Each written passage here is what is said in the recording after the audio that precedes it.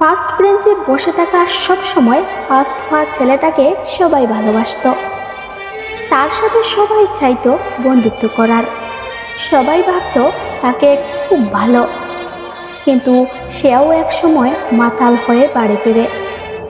তার এই মাতাল হওয়ার পেছনেও রয়েছে বিশেষ কারো কাছ থেকে পাওয়া অবহেলা আর প্রতারণা।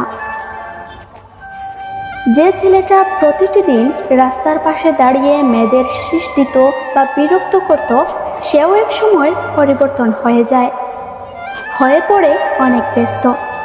তার এই ব্যস্ত বা ভালো হওয়ার পেছনেও হাজার মানুষের অবহেলা বা বিশেষ কারো অনুপ্রেরণা রয়েছে। যে লোকটি তার প্রিয় মানুষের কাছ থেকে একটি মেসেজ পাওয়ার আশায় সারা রাত জেগে থাকত, ভোর হয়ে সকাল হতো, সেও একদিন পরিবর্তন হয়ে যায়। তার এই পরিবর্তনের পিছনেও প্রিয় মানুষ কর্তৃক হাজারো অবহেলা কাজ করত।